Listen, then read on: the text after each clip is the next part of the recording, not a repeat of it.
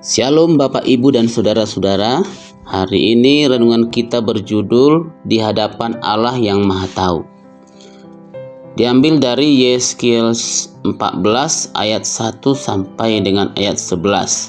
Di dalam ayat 4 berkata, "Oleh sebab itu berbicaralah kepada mereka dan katakan, beginilah firman Tuhan Allah. Setiap orang dari kaum Israel yang menjunjung berhala-berhalanya dalam hatinya dan menempatkan di hadapannya batu sandungan yang menjatuhkannya ke dalam kesalahan, lalu datang menemui Nabi, aku, Tuhan sendiri, akan menjawab dia oleh karena berhala-berhalanya yang banyak itu."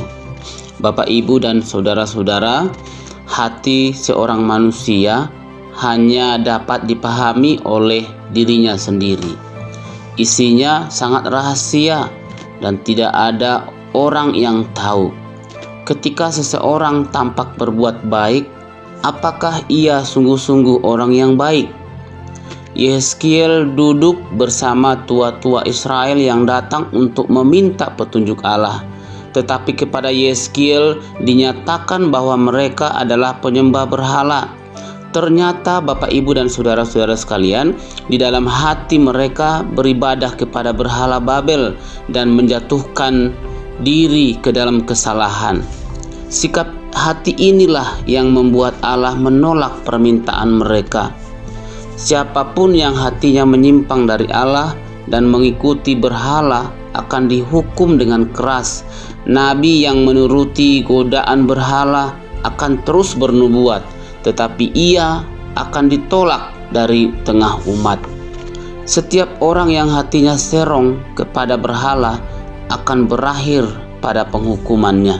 Bapak, Ibu, dan saudara-saudara sekalian, Allah melakukan ini agar umatnya menjadi penyembah yang benar, dengan batin yang terarah hanya kepadanya. Allah ingin agar umatnya yang tunduk kepada berhala bertobat dan kembali mengikuti kehendak-Nya. Allah membimbing umatnya agar mereka tidak lagi disesatkan oleh berbagai kenajisan, tetapi hidup setia kepadanya dan menyembah Tuhan sebagai Allah mereka. Di hadapan Allah tidak ada apapun yang dapat ditutupi.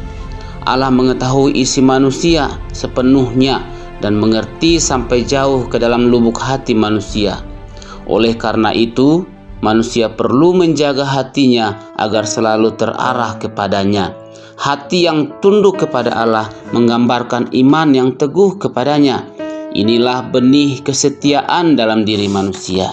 Bapak, Ibu, dan saudara-saudara, makin tidak setia, makin jauh hati kita kepadanya. Sebaliknya, makin setia, makin dekat hati kita kepada kehendak-Nya.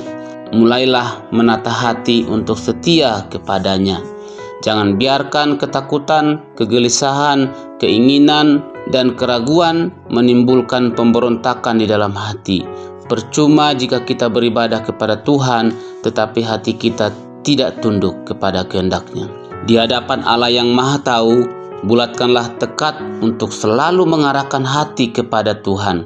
Biarlah Allah bertahta di dalam hati kita dan memampukan kita tetap setia sampai akhir hidup dalam kehendak Tuhan. Amin. Tuhan Yesus memberkati.